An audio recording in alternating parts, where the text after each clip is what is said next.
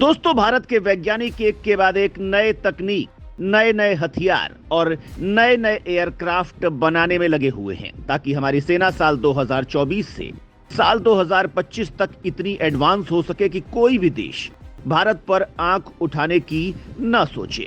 भारत की तीनों सेनाएं एक के बाद एक अपने बेड़े में एक से बढ़कर एक जंगी हथियारों को जोड़ रही हैं। भारतीय वायुसेना के लिए एडवांस्ड और स्टील्थ टेक्नोलॉजी वाले 5वीं पीढ़ी के लड़ाकू विमानों की, नौसेना के लिए आधुनिक युद्धपोत, इन सभी को भारत उन्नत तकनीक के साथ अपने बेड़े में शामिल कर रहा है। इससे यह बात तो जाहिर हो जाती कि भारत न सिर्फ अपनी सेना को शक्तिशाली और एडवांस बना रहा है, बल्कि भारत अपने आप को इस तरह से भी सक्षम कर रहा है कि अगर कोई भी देश भारत से युद्ध लड़े, कोई भी देश भारत से पंगे ले, तो उस युद्ध को जीतने के लिए भारत अपने आप में इतना एडवांस्ड और इतना काबिल बना रहा है कि कोई उस पर आवाज उठाने से पहले 100 बार सोचे। वो बात कुछ और थी जब हम पाकिस्तान को अपना सबसे बड़ा प्रतिद्वंदी समझते थे, लेकिन आज हमारा प्रतिद्वंदी कोई और हो चुका है। यही वजह है कि आज हमारे वैज्ञानिक दिन रात मेहनत करके एक से बढ़कर एक मिसाइल बनाने में लगे हुए हैं। ये मिसाइल न सिर्फ हमारी तीनों सेनाओं को शक्तिशाली बनाएंगे, बल्कि ये मिसाइल भारतीय तकनीक का लोहा मानने के लिए दुनिया को मजबूर भी कर देंगी। वैसे तो हमारे देश के वैज्ञानिकों ने कई मिसाइलों को बनाकर हमारी सेना को मजबूती दी है, मगर अब जिस मिसाइल को हमारे वैज्ञानिक बनाने में लगे हुए हैं, वे इतनी शक्तिशाली और इतनी एडवांस्ड होने वाली है कि वो मिसाइल दुनिया के किसी भी कोने पर हमला कर सकती है। इस मिसाइल का नाम है सूर्या मिसाइल।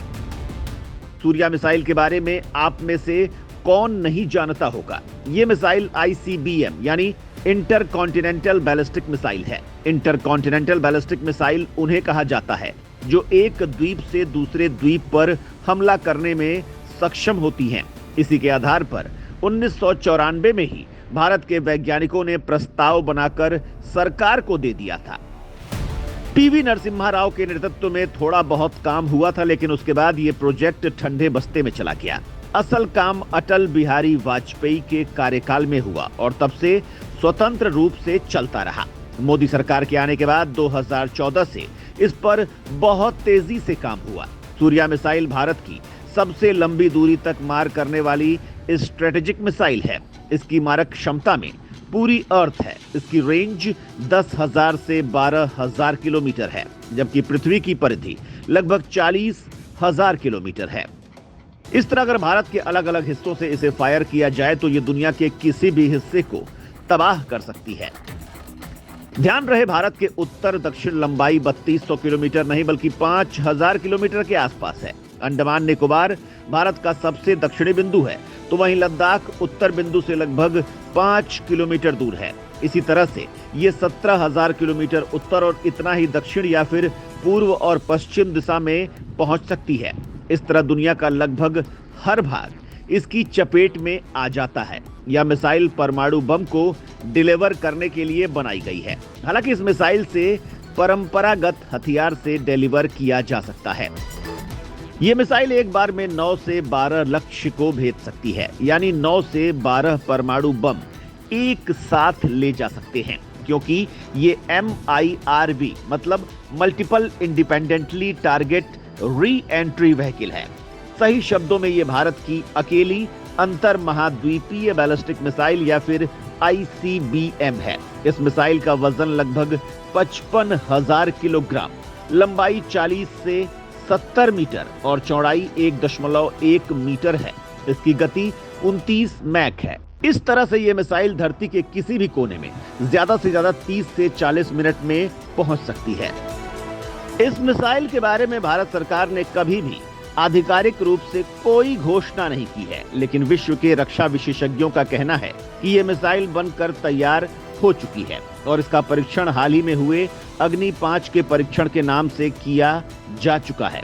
भारत इस मिसाइल का परीक्षण पूरी रेंज के लिए नहीं कर सकता, क्योंकि 10,000 से 12,000 किलोमीटर तक फायर करने के लिए भारत के पास ही नहीं, दुनिया के किसी भी देश के पास न तो भूमि है और न ही समुद्र।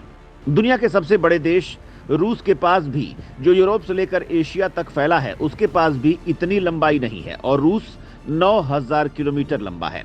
इसलिए सूर्या मिसाइल का परीक्षण अग्नि 5 के नाम से 6,000 से 8,000 किलोमीटर तक रेंज के लिए किया जा चुका है, ऐसा कई विशेषज्ञों का मानना है। इस परीक्षण से 12,000 से 16,000 किलोमीटर रेंज की सारी जरूरतें पूरी हो जाती हैं। भारत सरकार आधिकारिक तौर पर इसकी घोषणा इसलिए नहीं करती क्योंकि दुनिया में भारत के मित्र देश भी हैं। वो बिना मतलब भारत से नाराज हो सकते हैं। भारत द्वारा अंतर महाद्वीपीय बैलिस्टिक मिसाइल बनाने का पहले ही बहुत गंभीर विरोध हुआ है। इस टेक्नोलॉजी के कंट्रोल के लिए मिसाइल टेक्नोलॉजी कंट्रोल रिजीम यानी MTCR नाम का संगठन बनाया गया था। इनका कहना था कि भारत को इस रेंज की मिसाइल की जरूरत ही क्या है, जबकि उसकी दुश्मनी तो सिर्फ पाकिस्तान और चीन से ही है और इन देशों तक मार करने के लिए इतनी रेंज की ICBM की जरूरत नहीं है। दोस्तों, CTBT में प्रावधान था कि संयुक्त राष्ट्र के सुरक्षा परिषद के अस्थायी सदस्यों जैसे अमेरिका, चीन, फ्रांस, इंग्लैंड और रूस को छोड़कर यह टेक्नोलॉजी किसी और देश के पास नहीं होनी चाहिए और न विकसित होने देनी चाहिए। संयुक्त राष्ट्र संघ की सुरक्षा परिषद के 5 स्थायी सदस्य के बाद भारत अकेला देश है जिसके पास ये मिसाइल है।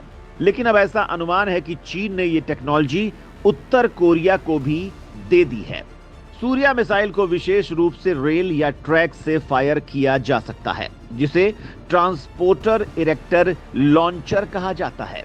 वैसे आपको क्या लगता है कि भारत में जिस मिसाइल को अग्नि 5 के नाम पर लॉन्च किया गया था, क्या वो सच में सूर्या मिसाइल हो सकती है या फिर रक्षा विशेषज्ञ ऐसी हवाई बातें कर रहे हैं?